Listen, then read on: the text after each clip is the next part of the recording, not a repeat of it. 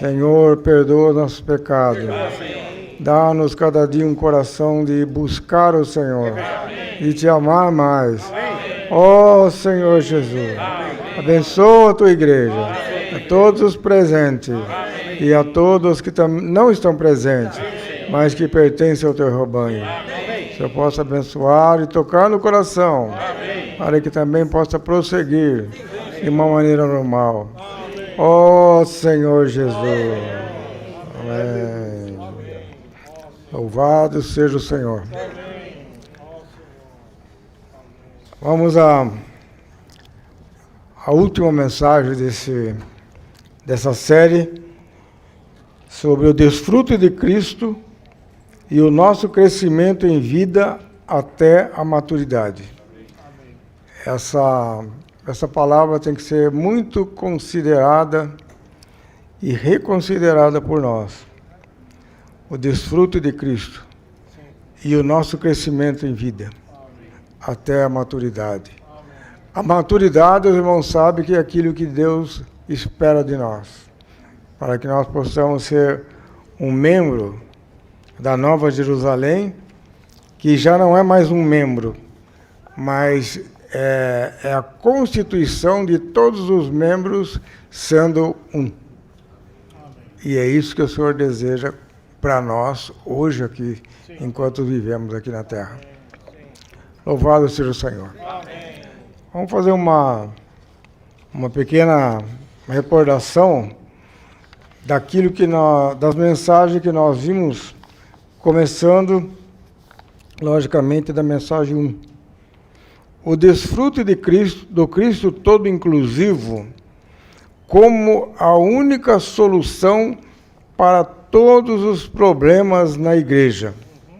Quando nós falamos que para todos os problemas na igreja, aí já fica notório que existe problema entre os irmãos. Né? Problema de simpatia, problema de falar muito, né? Falar dos irmãos, muitas vezes de uma maneira bastante polida, de uma maneira bastante sutil, mas nós estamos lá falando do irmão. Entendeu? Isso, irmão, a gente vai, cada dia que passa, a gente vai reparando que nós temos essa tendência de falar demais. Não na reunião, mas fora da reunião. Nós temos muitos assuntos para conversar. Então, o desfrute de Cristo é do Cristo todo inclusivo. Quer dizer, Cristo é tudo o que nós precisamos. Ele é todo inclusivo. O que você precisar, Cristo é. Um dia o irmão Otmani perguntou para o irmão Witness Lee o que é paciência. Aí o Witness Lee pensou bem, eu tenho que pensar bem para responder isso aqui, porque se eu falar uma bobagem, eu vou ser repreendido e vou ficar com vergonha. E ele não chegou num ponto que ele não falou, chegou nem a falar. Aí, mas então fala, irmão, o que é paciência? Paciência é Cristo. Se você tiver a sua paciência, irmão, você vai estourar logo já. A menos que seja alguém que tenha uma natureza de ser quieto e não responder a ninguém. Eu já conheci muitas pessoas assim. Mas o seu coração ninguém conhece. Então, o desfrute do Cristo todo inclusivo como a única solução para todos os problemas. Tem problema na igreja? Tem. Como que você elimina esse problema? É desfrutando Cristo. Desfrutando Cristo, você ganha uma realidade divina no seu ser. E com essa realidade, então, você pode ultrapassar tudo quanto é tipo de dificuldade. 1 Coríntios é um livro sobre o desfrute de Cristo, do Cristo todo inclusivo, como uma única solução para todos os problemas na igreja.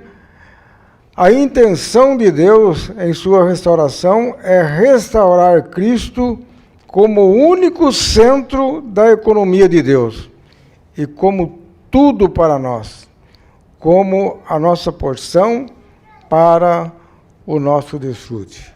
Então, a primeira mensagem, sinceramente, irmãos, essa primeira mensagem aqui me tocou profundamente.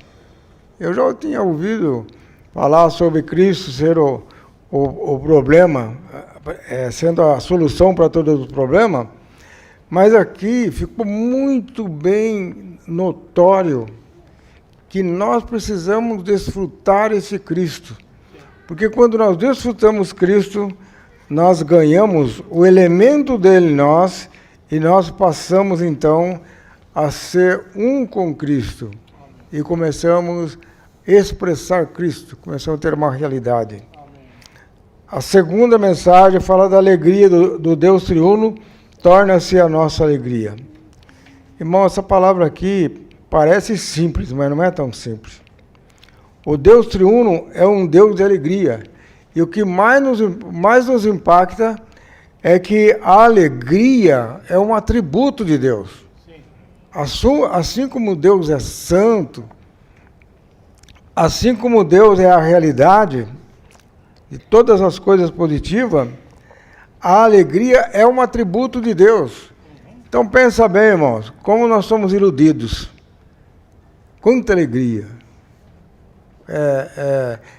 Tem uma data, então nessa data você tem que ter alegria. Você faz um almoço, convida todo mundo, não estou dizendo que não pode fazer almoço e convidar, mas nós nos estribamos nisso. Não, vamos nos alegrar. Essa alegria, irmãos, é falsa. Essa alegria ela não tem constituição. Ela não para em pé. Ao mesmo tempo que você está alegre com uma pessoa, amanhã depois você está de mal com ela. Entendeu? Por quê? Alegrou muito com ela e agora não tem mais aquele relacionamento que tinha. Então isso indica que a alegria é um atributo de Deus. Guarda bem isso no coração, irmão. Amém. Agora, a mensagem 3...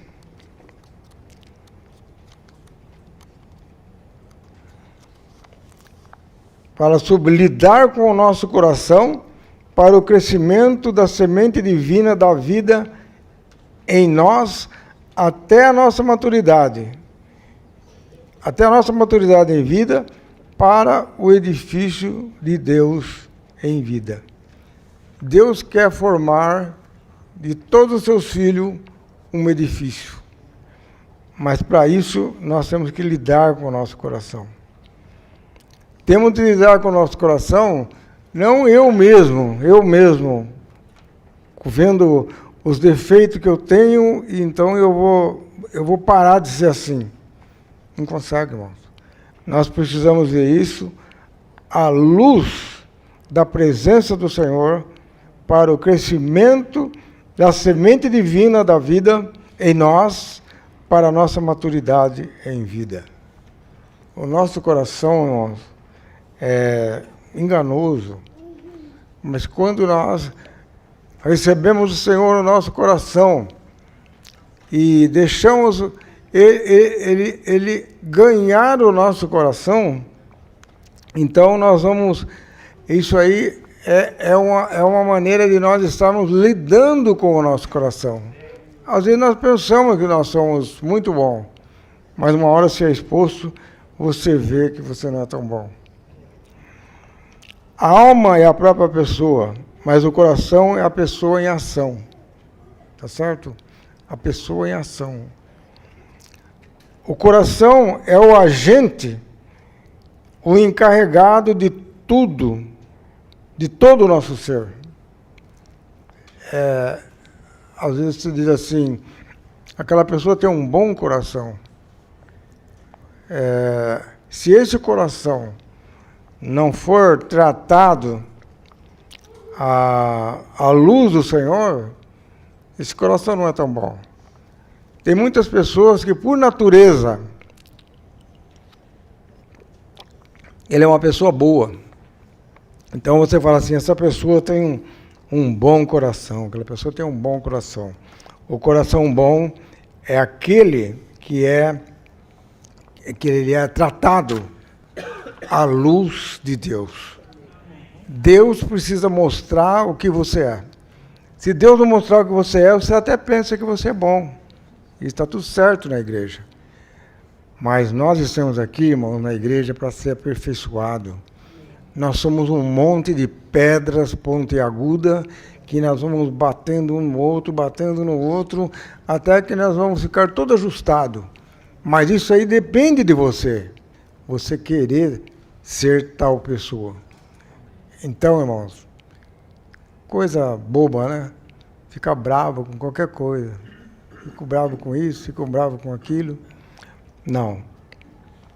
Nós precisamos conhecer o Cristo todo inclusivo e crescer com o crescimento de Deus. E é uma bênção podemos conhecer e experimentar o Cristo todo inclusivo como revelado em Colossenses. Cristo é a cabeça do corpo da igreja, para que tenha o primeiro lugar em todas as coisas. Tanto na velha como na nova criação, Cristo é o primeiro e ocupa o primeiro lugar.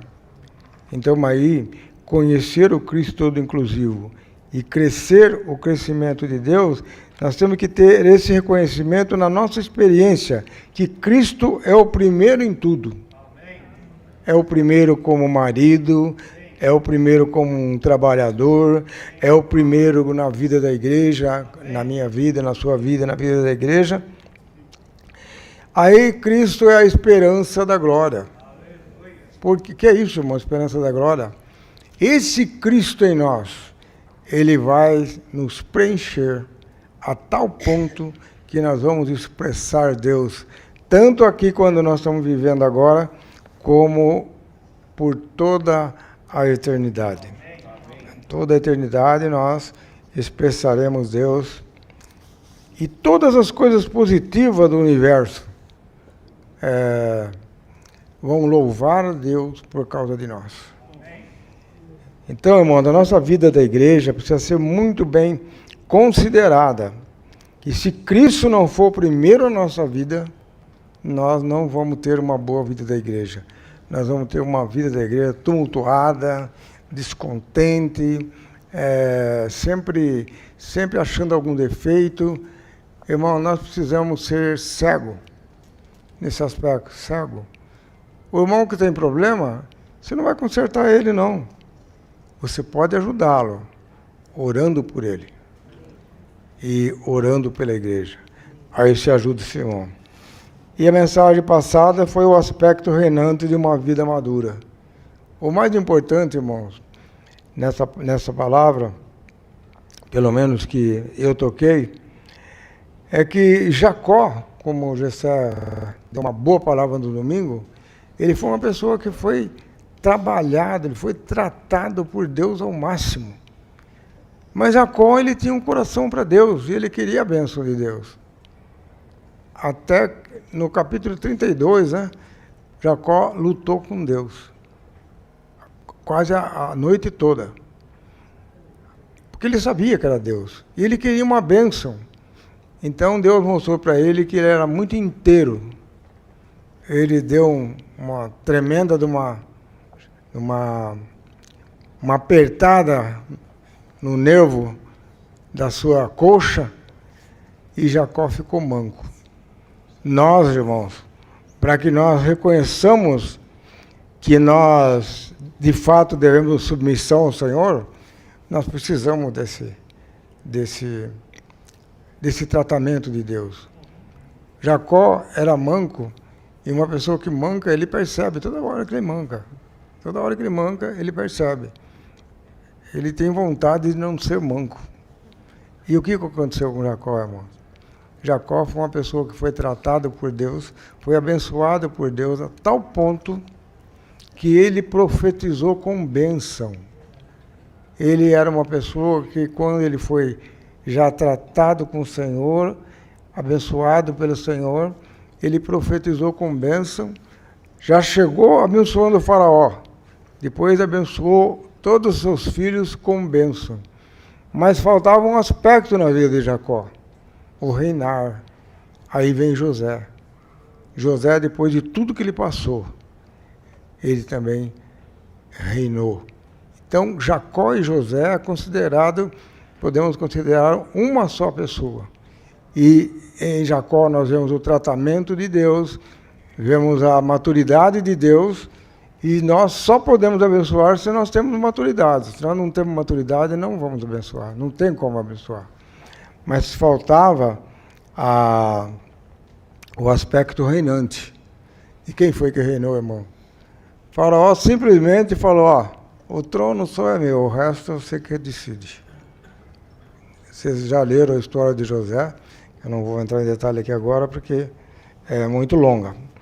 O aspecto reinante, tipificado por José, é Cristo constituído em nós.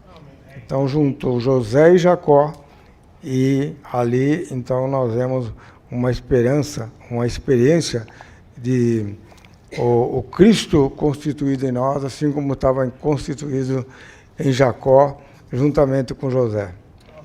E hoje, irmãos, essa mensagem de hoje é uma mensagem bastante, eu não diria difícil, mas não, eu até não me vejo tão capacitado para desfrutar essa mensagem, para compartilhar essa mensagem. Desfrutar, eu desfrutei bastante quando eu estudei ela, mas para expor, eu acho que precisava de uma pessoa com mais maturidade do que eu. Mas, de toda forma, irmãos, eu ganhei muito dessa mensagem. O tema geral, como nós já dissemos, é o desfrute de Cristo e o nosso crescimento em vida até a maturidade. Põe uma coisa no seu coração, irmão, não na cabeça, no seu coração. O Senhor deseja que você seja uma pessoa que alcance a maturidade. Se você não tiver maturidade, irmãos, de qualquer maneira você vai ter que ir para Nova Jerusalém. Ou seja, os vencedores ou não, se você foi um salvo do Senhor, você vai ter que alcançar essa maturidade. Então é melhor alcançar essa maturidade cooperando com o Senhor aqui na terra. Mesmo os irmãos que compartilham mensagens, os irmãos cooperadores de muito tempo, eles ainda, isso é sinceramente no coração, irmão, eles falam isso. Ele acha que ele precisa de mais ainda. Ele precisa de mais, ele precisa crescer mais do Senhor, ele precisa de mais visão, ele precisa, de fato, ser uma pessoa que seja 100% pelo Senhor. Para nós sermos um vencedor, não tem 99,9%, tem que ser 100%. Você diz assim, então isso é muito difícil, né? Ser um vencedor. Não é difícil, irmão. É você viver Cristo como seu alvo. Se você tem Cristo como seu alvo, você deu uma pisada fora, você percebe na hora. Por isso o Senhor diz no capítulo 1 de João, acho que é versículo 1 João, versículo 5, ele fala, digo essas coisas para que não pequeis, mas se vier a pecar, lembra que temos um advogado junto ao Pai.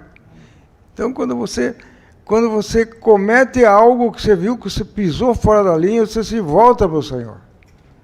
Você é uma pessoa prática. Você é uma pessoa que realmente viu o alvo. E você não admite ficar fora dessa corrida.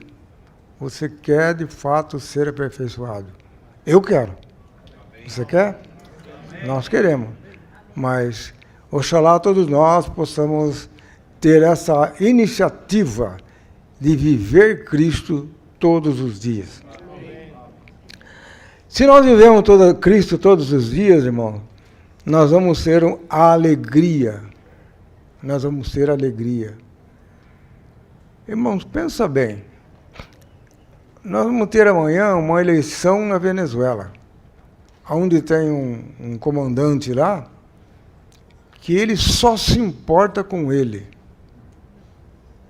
Via de regra, quase todos os governantes é assim. Mas ainda tem alguns que ainda ele tem um pouco de bom senso. Agora, um homem desse, irmãos, o que ele tem no coração? Esse homem precisa de Cristo.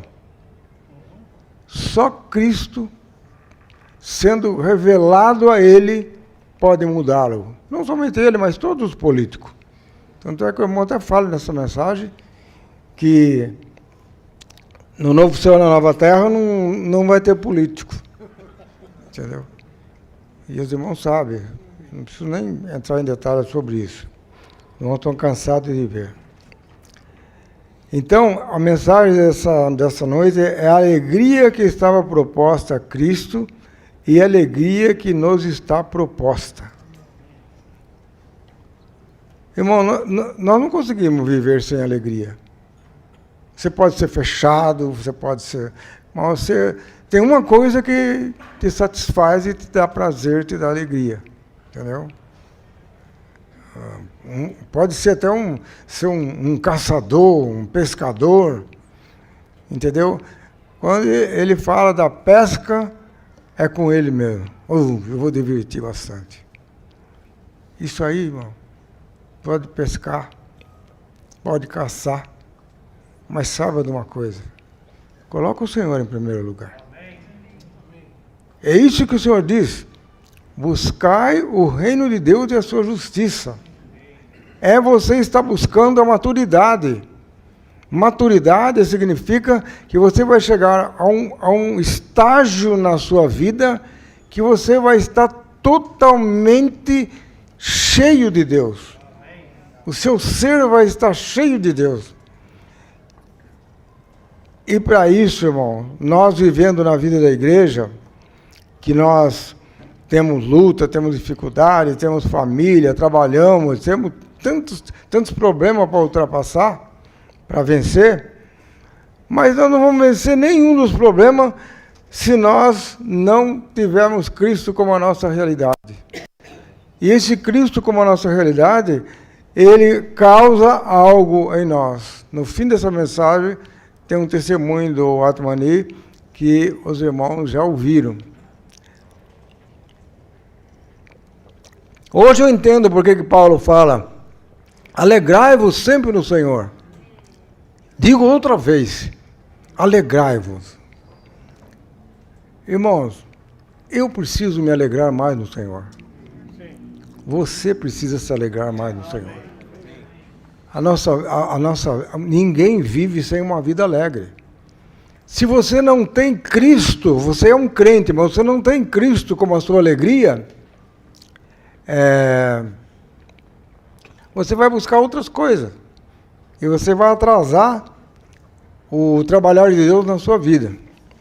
Então vamos lá. Alegria que estava proposta a Cristo e a alegria que nos está proposta. Por causa da alegria que lhe estava proposta, esse aqui está falando a respeito do Senhor.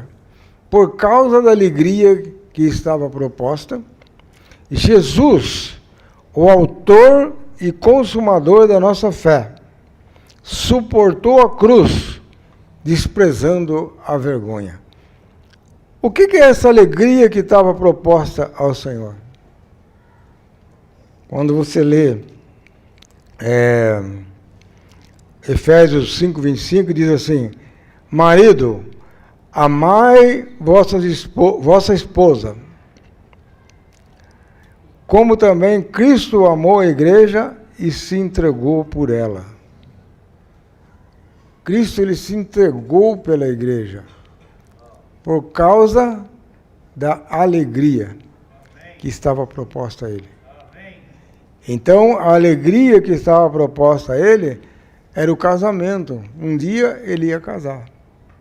Hoje, os maridos devem amar a sua esposa. E a esposa deve reconhecer que ela tem que sujeitar o marido. Entendeu? Eu estou falando isso aí numa situação normal, totalmente normal. Sujeitar o marido. E o marido deve amar a esposa a tal ponto que, se for preciso, morrer por ela. E foi exatamente isso aí que Cristo fez, por causa da alegria que estava proposta. Jesus, o autor e consumador da fé, suportou a cruz. Aqui que está o segredo, irmão. Ele suportou a cruz. E isso é algo que tem que estar na nossa experiência também. A cruz, irmãos, não é para sofrimento. Se você está reclamando do seu sofrimento, então você ainda não foi para a cruz. Porque a cruz é para acabar conosco. A cruz é para nos matar. Nós precisamos ter uma vida de cruz. Isso não quer dizer que você vai ter uma vida gemendo, mas você tem que realmente ser trabalhado para que você tenha uma realidade com o Senhor em viver uma vida de cruz. Então ele desprezou a vergonha. A cruz significa terminação. Nós precisamos ser terminados. Se você não for terminado, você não vai ser muito útil na vida da igreja. Você vai sobrar alguma coisa para você na hora de ajustar as contas com o Senhor. Se um dia vem ajustar as contas, nós vamos ver já. O Senhor amou a igreja e se entregou por ela. Isso aí está em Efésios 5:25. Na cruz, o Senhor se ofereceu como sacrifício pelos pecados, levando o pecado de muitos, tornando-se pecado pelos crentes, não pecaminoso, pecado. Por isso que ele se encarnou e teve um corpo humano. Nesse corpo humano, ele tomou todos os pecados do homem para ele. E enquanto ele viveu no seu corpo, e enquanto ele viveu na terra, ele, com esse corpo, ainda sendo um corpo de pecado, mas ele não tinha pecado, ele não era pecaminoso, mas ele suportou tudo pelos crentes, expulsando o príncipe desse mundo e julgando esse mundo como um grão de trigo, morrendo para liberar vida. Então essa experiência é a experiência do Senhor. Ele falou, se o grão de trigo não cair na terra e não morrer, ele fica só. Mas se ele morrer, produz muito fruto. Qual que é o aspecto disso na nossa experiência? Se você for uma pessoa que se mortificar, deixar Cristo te mortificar, você então vai dar muito fruto. O Senhor é diferente, né? Ele é muito fruto porque ele efetuou uma eterna redenção que custou muito, que nós vamos ver já. Custou muito para ele chegar a efetuar a redenção. Redenção, os irmãos sabem que é comprar de volta. Deus nos criou para ele, o inimigo fez com que o homem caísse, o homem se tornou pecaminoso. Então, Deus, ele quer reconduzir o homem para ele. Mas, para isso, tem um problema. Tem o problema do pecado, que ele tem que ser extirpado. Então, o próprio Deus, na pessoa do Senhor, ele topou essa parada. Porque ninguém tinha condição de viver uma vida sem pecado como Jesus viveu. Ele se tornou carne, mas essa carne não tinha pecado. Mas Satanás, ele queria de qualquer maneira penetrar nessa carne. Então, Satanás, o inimigo, vivia no corpo de Jesus que não tinha pecado, mas Satanás, ele vivia assim, acossando Jesus a todo momento, para que ele pecasse, porque ele não queria que acontecesse, que o homem fosse recobrado para Deus, porque ele queria o homem para ele. Mas como Deus não perde, entendeu? Ele se encarnou e se fez pecado por nós, mas não pecaminoso, expulsando o príncipe desse mundo e julgando esse mundo como um grão de trigo morrendo para liberar vida. O ponto C é o seguinte: Colossenses 2,15 retrata a batalha travada na crucificação, a batalha travada na crucificação de Cristo. Deixa eu dar uma ajudadinha aqui. Na crucificação de Cristo, despojando os principados e as autoridades, ele os expôs publicamente, triunfando sobre ele na cruz. Ele expôs eles à vergonha, publicamente. Agora vamos ver quanto isso custou para ele. Colossenses 2,15 retrata a batalha travada na crucificação.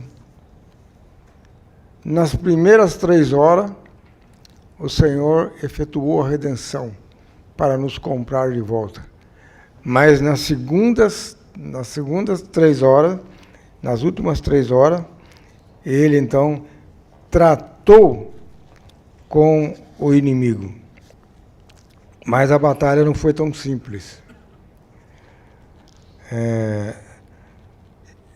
Colossenses 2,15 fala assim: despojando os principados e autoridades, ele os expôs publicamente, triunfando sobre ele na cruz. Em sua crucificação, Cristo agia para cumprir a redenção, que era nos comprar de volta, e Deus Pai agia para julgar o pecado. Então, na cruz foi julgado. Em Cristo foi julgado o pecado e também foi julgado o próprio Satanás e a morte e a lei. Agora você diz assim, mas como a lei não é boa?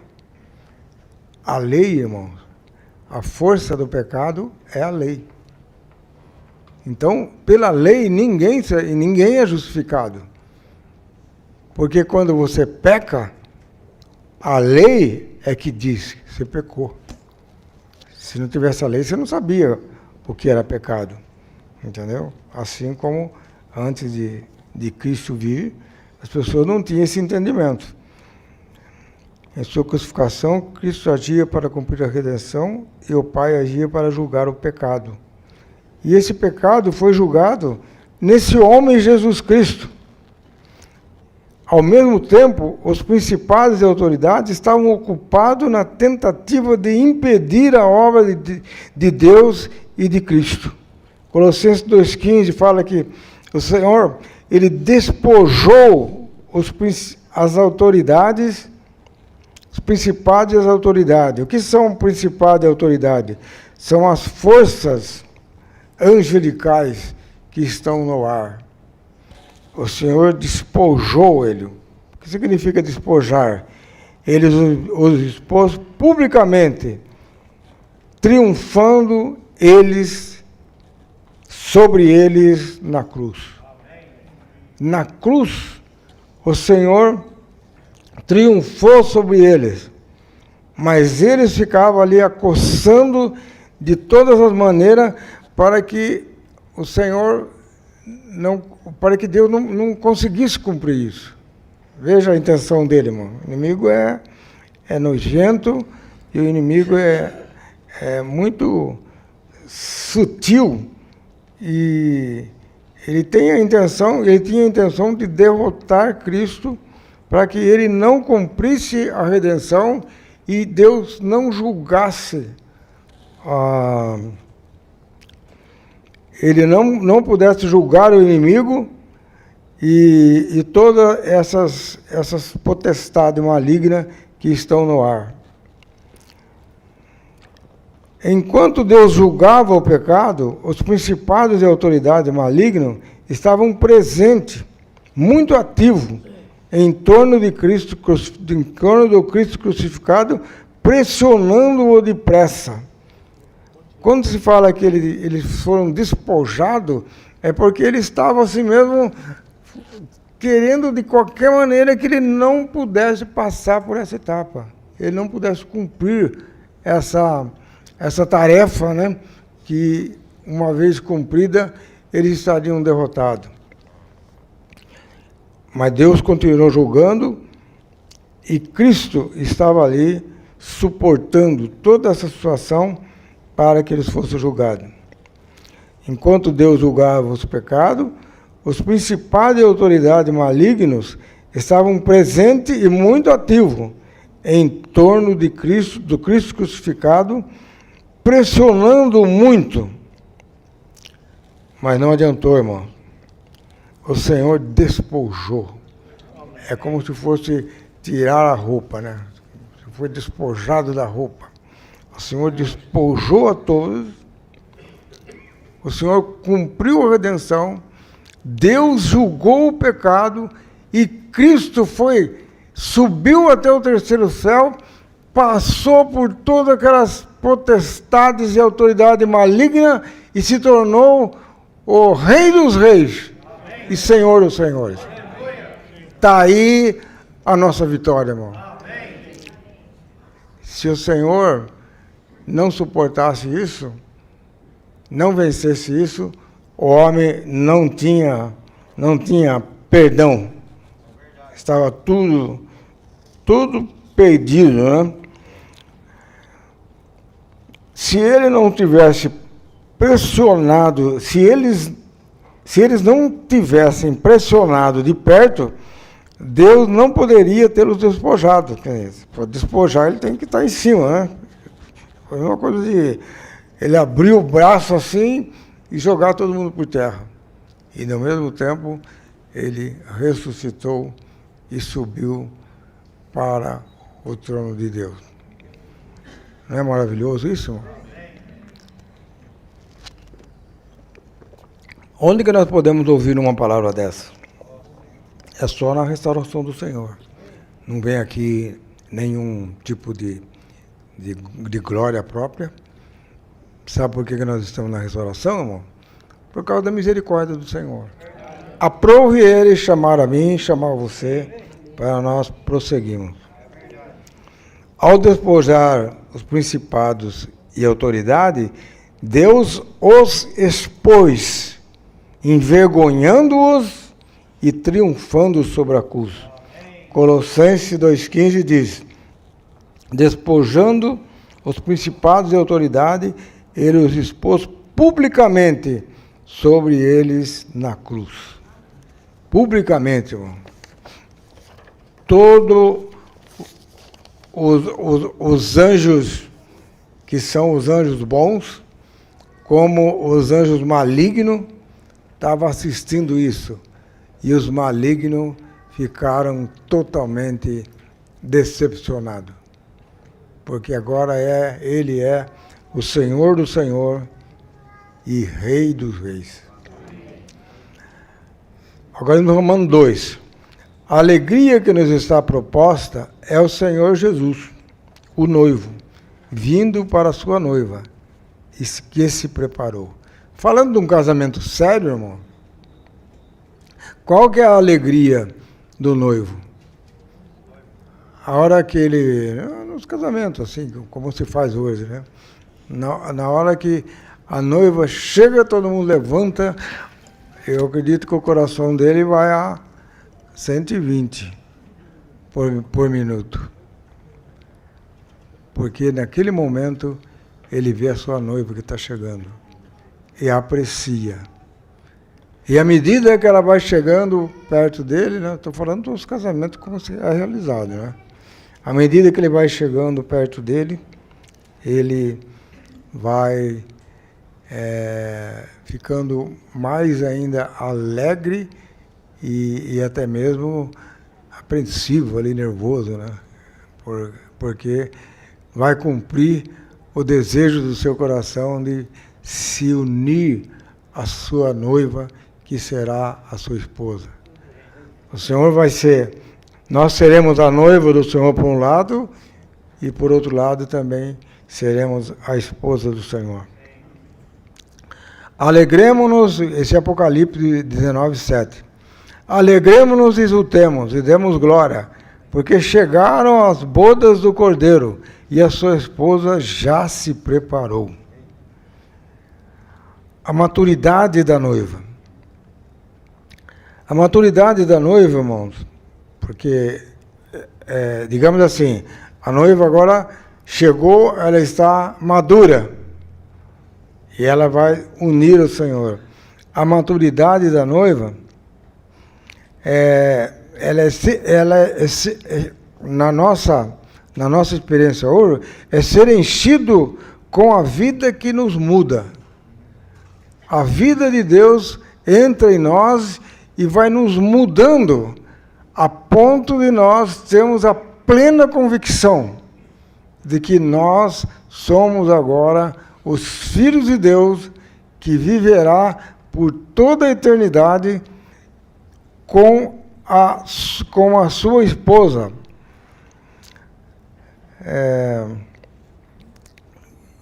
A prontidão da noiva coletiva depende da maturidade de vida dos vencedores. Então, por um lado, irmãos, ele vem para as suas noivas, mas por outro lado ele vem para os vencedores, né? Porque é só os vencedores que serão a sua noiva. E finalmente, todos na Nova Jerusalém será a sua esposa. Ser transformado é ser mudado metabolicamente na nossa vida natural. Não tem jeito, irmãos. Se nós não formos mudados na nossa constituição, a nossa velha pessoa, ela está sempre em ação. Mas nós vamos seguindo o Senhor, vamos ouvindo a palavra, vamos reunindo com os irmãos, vamos ganhando experiência e nós vamos crescendo na vida. E você vai começar, então, a ter prazer quando você encontra com os irmãos e quando você compartilha com os irmãos. Você deixa tudo para isso. Ontem teve uma reunião de evangelho no local 4, e tinha uns 10, 12 convidados. 2 se levantaram. E os demais não se levantaram, porque uns já eram cristãos, mas tem uma irmã que está trabalhando eles, entendeu? Eu fiquei tão alegre, irmão, de ver a pessoa levantar com aquela prontidão para receber o Senhor. Assim também nós, irmão, nós precisamos ter essa alegria. A prontidão da noiva coletiva depende da maturidade de vida dos vencedores. Por que depende, irmãos? Porque são aqueles que estão maduros é que vão hoje, aqueles que estão mais amadurecidos, né? Eles vão cuidar dos demais irmãos. Ser transformado é ser mudado metabolicamente na nossa constituição natural, enquanto amadurecer é ser cheio da vida divina que nos muda. Entendeu essa, irmão? Nós temos que ser mudados metabolicamente. Por quê? Porque o elemento de Deus vai entrando em nós e vai nos mudando. Mas para isso, eu tenho que ter a disposição de buscar. Se eu não tiver a disposição de buscar, não vai acontecer isso. Isso aí tem que gastar tempo. Você tem que ler a Bíblia, ler o matinal que nos ajuda a entender a Bíblia, isso é uma bênção. Como eu ansiava isso, irmão, quando eu não estava reunindo na igreja. Eu queria ouvir palavras que eu pudesse confiar. Porque tudo que a gente ouvia ficavam assim tão no ar, parece que não batia muito. Porque o Senhor já estava trabalhando em mim.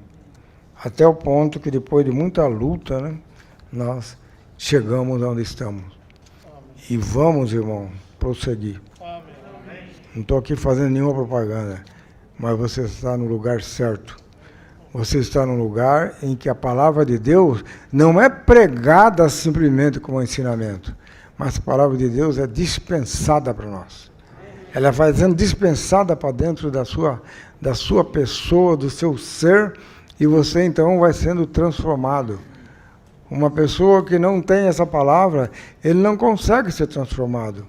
Ele vai lidar para ser bom e não vai conseguir, vai acabar até desanimando. Muitas pessoas param no caminho. Ah, não dá, o negócio aí acho que não é para mim isso aí não, entendeu? Mas nós, irmãos, já temos essa convicção em nós. Que o que eu não consigo hoje, se eu buscar, eu vou conseguir amanhã. Eu vou ter mais do Senhor na minha vida. A edificação da noiva. O edifício de Deus é o desejo do coração de Deus e a meta da salvação de Deus. O desejo do coração de Deus de edificar a sua noiva, ela vai ser cumprida. E a meta de Deus é essa. Até que nós vamos ter uma alegria que está acima de tudo quanto é tipo de alegria. Uma alegria firme, sólida.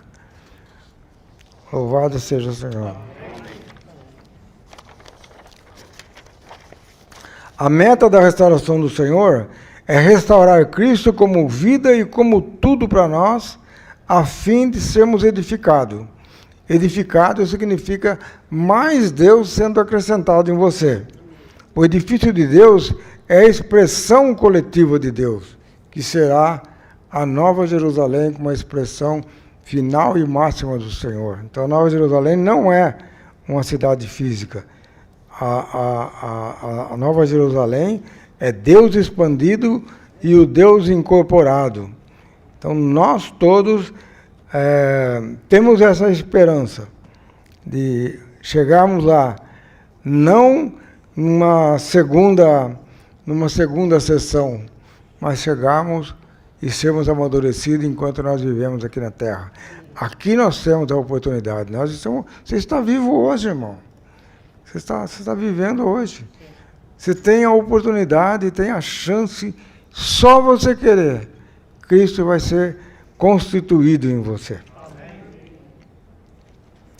Senhor Jesus.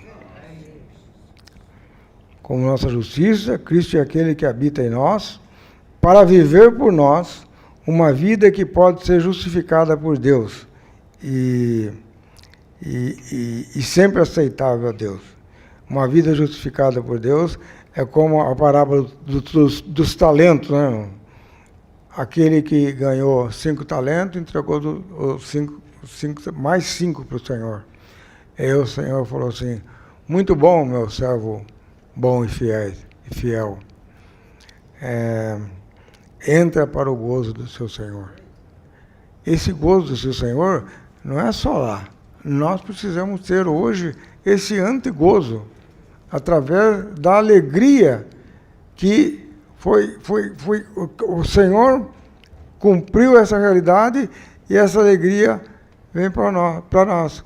Então, é a alegria do Senhor tornando a nossa alegria. Então, nós e o Senhor temos o mesmo sentimento e vivem o mesmo tipo de conforto e alegria. O viver correto para com Deus e o homem deve ser Deus como a nossa expressão e o nosso viver diário. Cristo, expressado pelos santos como sua justiça subjetiva, torna-se a nossa veste nupcial. Interessante, irmão. Quando a noiva for arrebatada, aí o Senhor desce com a noiva como seu exército para a batalha do Armagedon. Então, a veste nupcial é a veste militar. Entendeu? Sabe quem que vai destruir Satanás, irmão? A igreja. Os vencedores. Ele vai destruir Satanás. Deus não trata com a criatura. Ele põe a criatura para tratar com a criatura. Porque Satanás é uma criatura. Então Satanás e seus anjos e os demônios serão todos derrotados numa certa batalha. Cristo, expressado pelo santo como a sua justiça subjetiva, torna-se a nossa veste nupcial. Não sei se o irmão está lembrado, Mateus 22, quando o Senhor celebrou as bodas do seu filho, ele entrou lá para receber e viu um que estava sem a veste nupcial. A veste nupcial, irmão, é o Cristo constituído em nós. Essa é a veste nupcial. Então, o que foi feito com ele? Ele falou, amigo, por que entraste aqui? Por que ele falou amigo, irmão?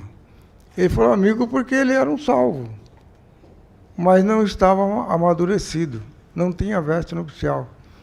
Então, ele mandou amarrá-lo e jogar nas trevas exteriores, onde haverá choro e ranger de dente. Então, nós precisamos dessa veste nupcial para participar das bodas do Cordeiro. A veste nupcial em Mateus 22, 11 e 13 significa o Cristo que vivemos e é expressado no nosso viver diário como a nossa justiça superior. Notaram, irmão? Nosso viver diário. Todos os dias, os irmãos sempre nos dá esse encargo de nós tocarmos o Senhor. Se nós tocamos o Senhor logo de manhã, nosso dia vai ser diferente. Nós vamos viver uma vida que, como se estivéssemos já com uma veste nupcial. E seremos vencedores naquele dia. Mas não só naquele dia. No outro dia, nós precisamos fazer a mesma prática, a mesma coisa. A beleza da noiva. Como a noiva, a igreja precisa ser bela. Irmãos, um lugar, por exemplo, como a igreja em Coríntio, que tinha todos aqueles problemas, mas mesmo assim, Paulo ainda tinha esperança em todos aqueles irmãos, que no começo ele fala, fiel é Deus, pelo qual fosse chamado para a comunhão do seu Filho, capítulo 1, versículo 9 de 1 Coríntios. Então Deus é fiel, e ele tinha esperança na igreja em Coríntio. Então, como a noiva precisa ser bela. Capítulo 5, versículo 25 de Efésios fala assim, marido, amai vossas esposas, como também Cristo amou a igreja e se entregou por ela, para santificá-la, purificando-a pela lavagem da água da palavra. Nós, todo dia, a palavra tem que nos lavar. Se você fica tempo sem tocar na palavra, você não vai ser lavado e você vai cada dia ficando mais empoeirado e mais com uma situação assim muito mais complicada, porque é mais fácil quando você está sempre tocando o Senhor, falando do Senhor, desfrutando do Senhor, é mais fácil para você se voltar ao Senhor quando você dá um desvio. Mas quando a pele começa a ficar muito grossa, começa a ficar insensível. Então, muitas vezes, pela misericórdia do Senhor, Ele manda uma situação para nós sairmos daquela situação. A beleza da noiva vem de Cristo, que é trabalhado na igreja, e que é, então, expressada por meio da igreja. Então, o Senhor é trabalhado em nós, e nós expressamos o Senhor. Efésios 6 e Apocalipse 19 revela que a igreja, como noiva, também pode ser um guerreiro para derrotar o inimigo. Então, se você ler o capítulo 6 de Efésios, ali você vê um guerreiro coletivo. A armadura não é para eu somente vestir, a armadura é para a igreja vestir. Então, essa armadura é coletiva também. E ali em Efésios 5, 6, nós vemos a armadura como os crentes, como o Senhor mostra, né, que os crentes devem tomar toda a armadura de Deus e depois de fazer tudo, ficar firme.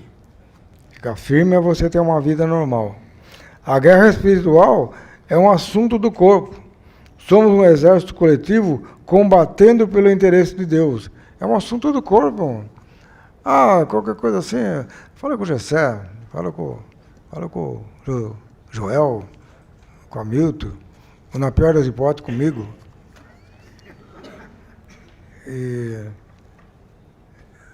Mas não é por aí, irmãos. Nós precisamos, de fato, ter uma...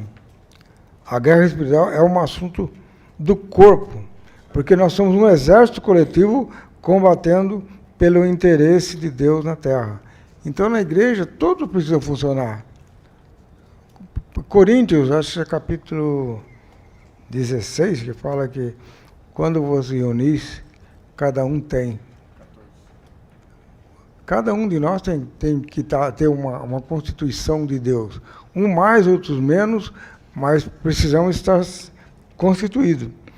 Em Efésios 5, a palavra é para nutrição, que leva ao embelezamento da noiva.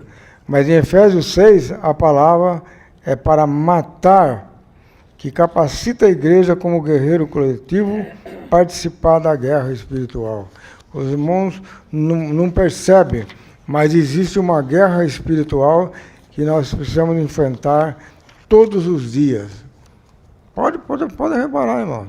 Não tem um dia que você não tem motivo para você cair.